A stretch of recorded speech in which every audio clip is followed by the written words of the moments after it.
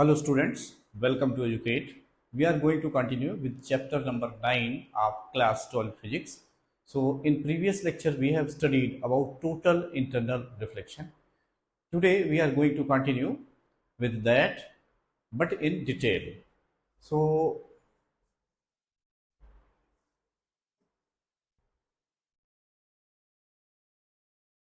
like this phenomena we have already seen, in which this is apparent depth and this is actual depth. Then we have seen normal shift. Normal shift means actual depth minus apparent depth. Then we started total internal reflection, in which light ray travels from denser to rarer medium, and after certain angle of incidence, means that angle is called critical angle. What happens? The incident ray comes back in the same medium. So we can say that this is totally reflected ray. And this situation, this phenomena is called total internal reflection. You can observe different cases here. What is happening? This angle is I, this angle is R. So since this medium is rarer, here water air interface we are considering, so ray is moving away from normal, and a situation comes, means for particular angle of incidence, the angle of refraction becomes 90 degree. That angle is called critical angle, and after that, if angle increases, then what happens? The ray will come back in the same medium, right? So this relation we have already studied, that sin c equal to 1 upon a refractive index of denser medium. So we are going to continue further. Here refractive indices of different materials are given, like for water it is 1.33, for crown glass it is 1.52, for dense flint glass it is 1.62, for diamond it is 2.42, and corresponding critical angles 48.75 degree, 41.14 degree, 47.31 degree, 24.41 degree. Now here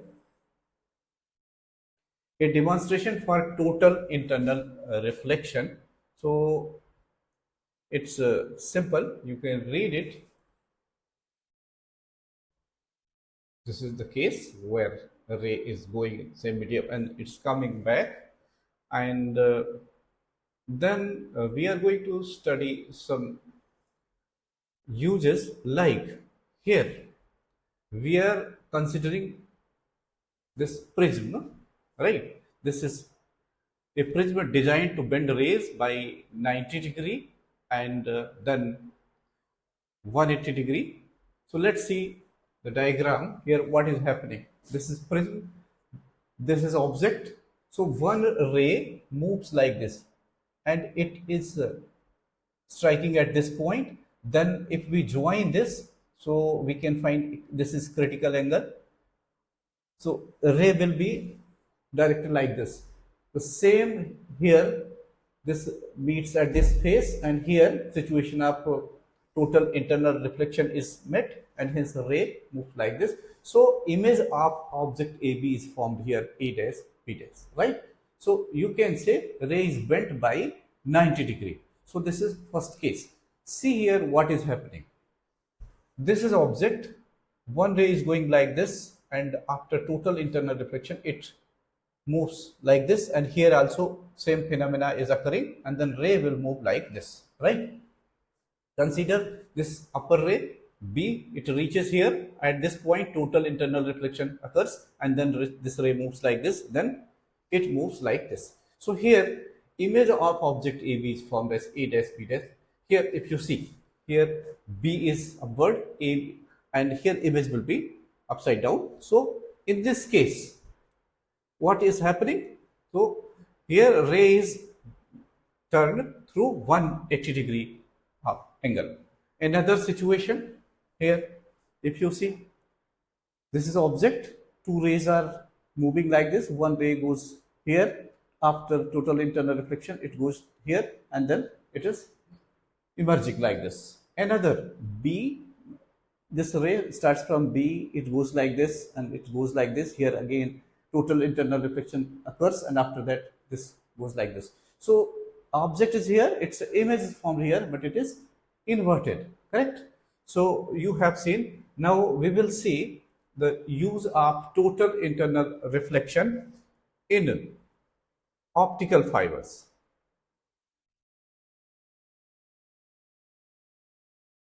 Here it is shown. Construction, you can study that this outer coating has lower refractive index, inner portion has higher refractive index.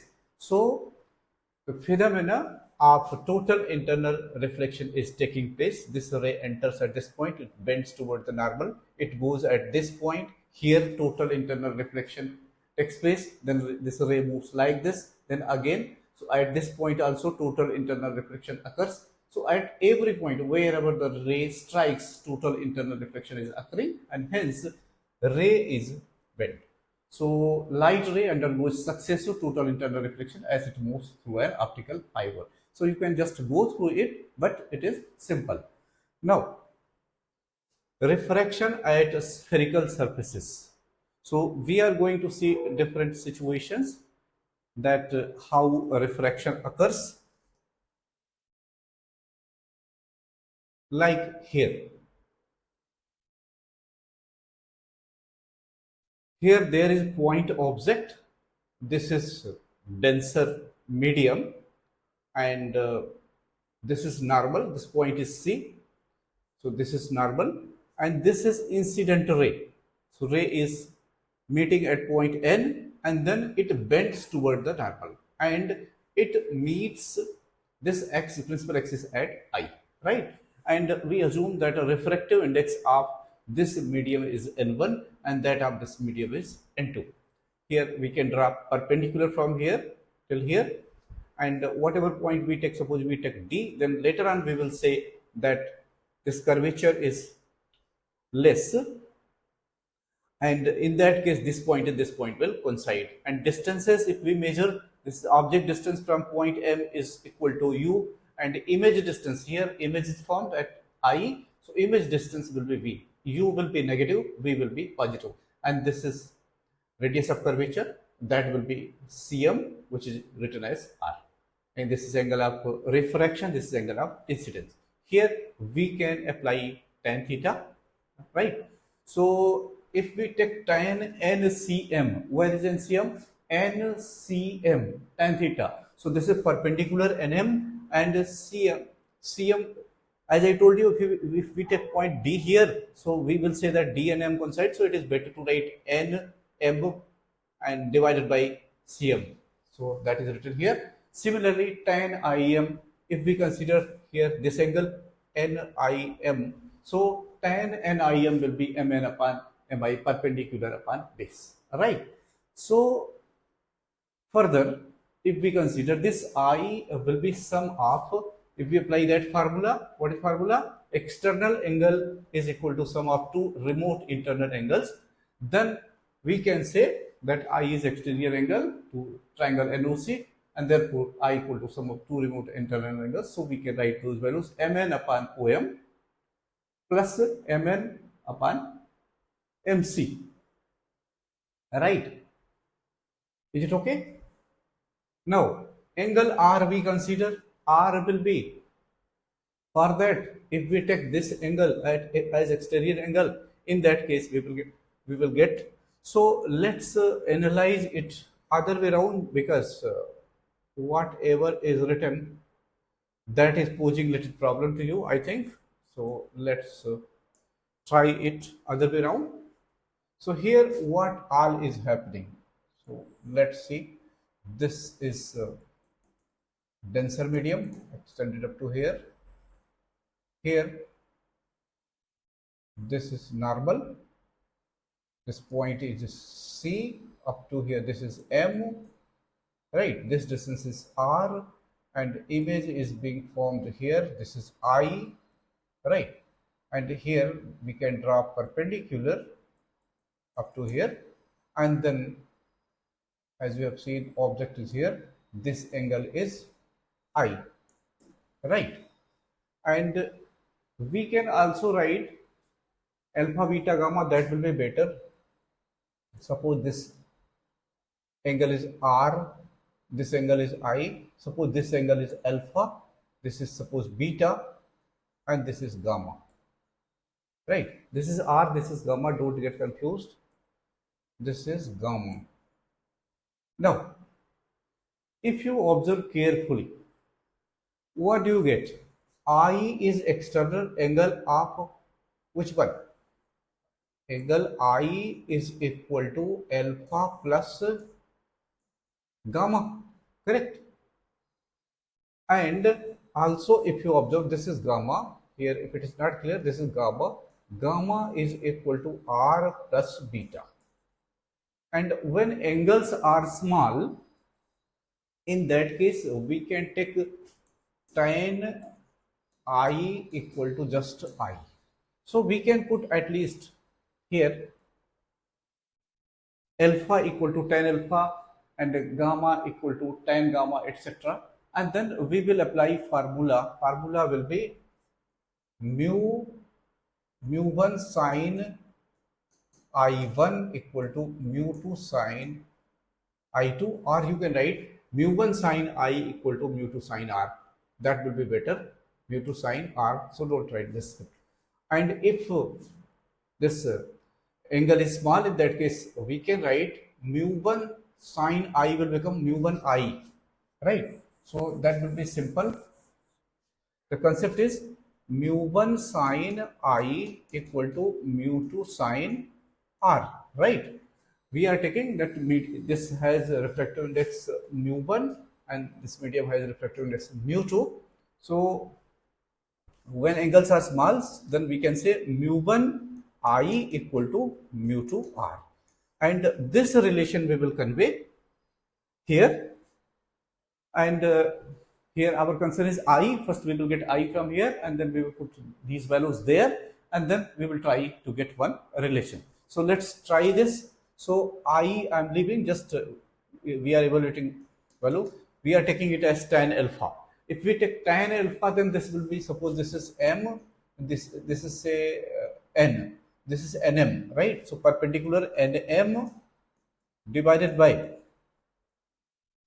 base. So base, this point is suppose O, so we can take this OM approximately, right? And then plus gamma. So this will be NM again, NM divided by gamma is angle at C. So we can take it as R, it is positive, right? And here NM will cancel out later on, and OM will be object distance, keep in mind. If we want to write it further in simple way, so we can say I equal to NM, NM will remain as it is, and OM can be written as negative U, object distance, plus NM divided by R. So this is one equation, and then we consider another equation where R is to be found. As we know, R equal to gamma minus beta, R equal to gamma minus beta. We take tan gamma. Tan gamma means NM divided by perpendicular upon base. So we can write it as R, and minus beta. Beta is here, and this is image distance V. So it will become NM divided by V, right? So we have got two relations, and we have another relation. So that relation is mu1 times I.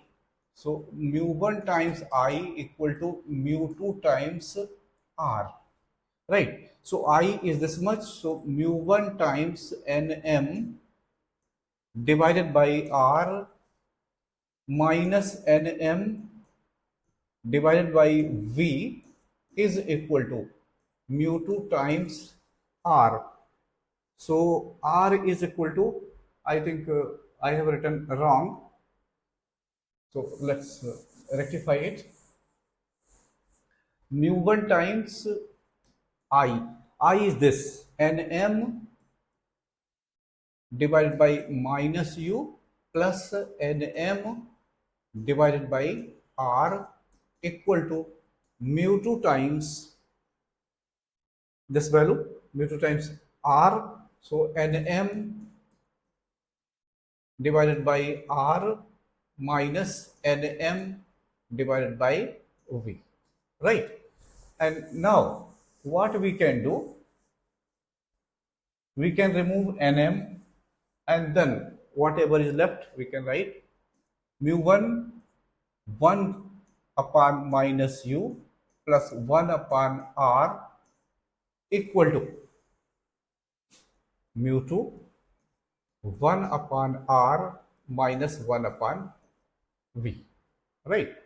And here we can open the bracket, so mu1 divided by minus u plus mu1 divided by r equal to mu2 divided by r minus mu2 divided by v. Now this term we can take to LHS and this term we can shift to RHS. So mu2 divided by v minus mu1 divided by u is equal to mu2 minus mu1 divided by r, right? So this is basic relation that is given there. We can further simplify if we take first medium to be air, another medium any one. In that case, refractive index of air will become 1. So this will become mu1 will become as 1 and mu2 will become mu in that case, because the relative refractive index is not to be taken. So our relation will be mu upon v minus 1 upon u equal to mu minus 1 divided by r, correct? So that is one important point. And here we are going to see one question based on it. The question says, light from a point source in air falls on spherical glass surface n equal to 1.5 and radius of curvature r equal to 20 centimeter. The distance of the light source from the glass surface is 100 centimeter. At what position is the image found? So we have same relation, n2 upon v minus n1 upon u equal to n2 minus n1 upon r, right? So values are given. So if we take these values, so u is given as minus 100 centimeter, refractive index here mu is given as 1.5, one medium is air, so refractive index of air will be 1, and radius of curvature r is given as 20 centimeter, right? Then we can apply the formula.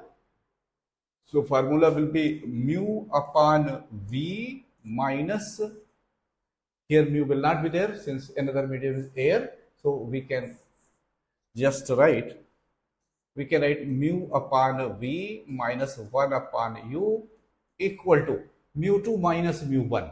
So mu2 minus mu1 divided by r. We can put the values.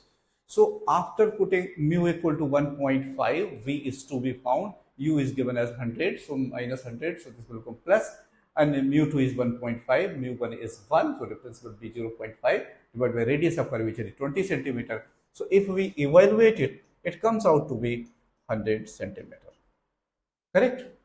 So the image is formed at a distance of 100 centimeter from the glass surface in the direction of incident, right? So I think you have understood. We will study other things in next lecture. Thank you for watching.